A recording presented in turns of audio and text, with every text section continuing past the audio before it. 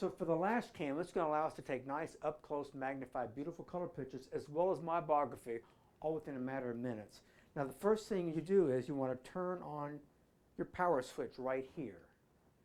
Power switch gets turned on, that's a little white dial here, and you're going to start a little green light on the back.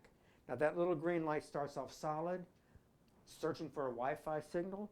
Once it connects to an object that's been taught to recognize this device, the green light starts flashing.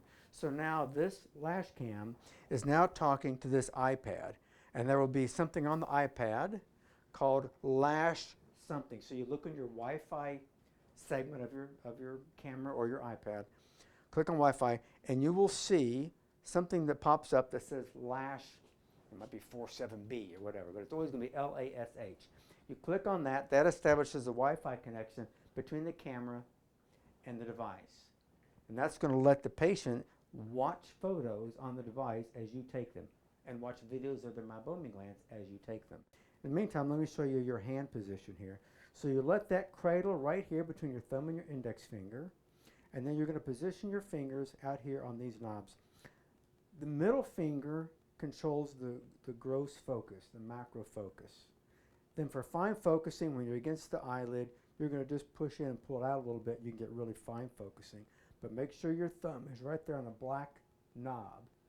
Now I have to tell you right off the bat that this is ergonomically designed for a right-handed person. Left-handed people, it's going to be more difficult to use. But right-handed people, middle finger on the focusing, and then make sure that's at 3 o'clock. If you hold it like this, you're still on the focusing knob, but if you're at 12 o'clock like this, now your eyelid pictures are going to show up on your device as being vertical. We don't want that, right? We want the eyelids to show up being horizontal. So we have our orientation. When we move, we know we're moving right or left, up or down. So 3 o'clock on the focusing knob, and then your index finger goes on the shutter button. That takes your pictures right there. If you want video, you hold it down for 2 seconds. That starts your video. And if you want to change your light source from white light for color photos to my biography, this right here is what does that. So right now we are on white light, and I'm going to take pictures of Ryan's lower eyelid and then upper eyelid. You just have the patient, they can look at the screen or they just look straight ahead. And you want to make sure they're not looking down. So don't let them put the iPad in their lap, because when they look down a second, Ryan, you'll see the lashes are going to block your view of that lower lid. So make sure the eyes are up, mid-level or a little higher, looking at the iPad, or at least just looking straight ahead. And we'll show you guys what this looks like in a second. We're going to work what I'm seeing right now into this video so you'll be able to see it too. And then you just start snapping pictures. And just take a bunch of pictures, because some of them are going to be too blurry to use. But pictures, snapping pictures, still shots, are best for the color photos. Now we're going to do upper lid. Look down, Ryan. And you're going to come up under a little bit like this. Make sure you're focused. Now it's important to keep the focusing button at 3 o'clock.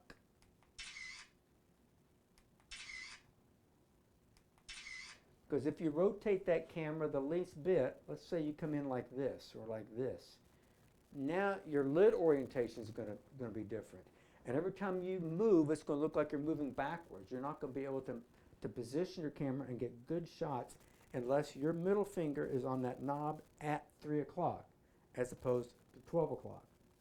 This way you're going to have an eyelid like this. Very hard to take pictures of that and know where you are and what you're doing. So make sure you're at 3 o'clock. Now I've taken pictures of lower lid and upper lid. Now I'm going to push this back button right here.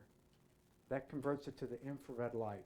And as you'll see, there's no light coming out of the front, but there actually is. It's just infrared light.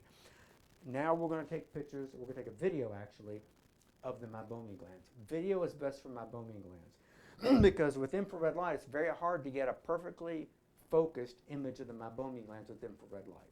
So you have the patient look up, then we're going to pull down and try to get that lower eyelid everted out a little bit. Then we're going to bring this camera in, and I save my index finger not for pulling down. I use that with the middle finger. I use this finger to have a brace for my camera. So when I come in, I can come in perpendicular to the face of that internal conjunctiva. So we flip it over, and then I come in like this, and you'll find you'll have to refocus immediately. So now we just refocused. Now I'm going to hold my shutter button down. You heard it beep twice. That means we're videoing. And now we can see those meibomian glands beautifully. You can see all the little oil acini.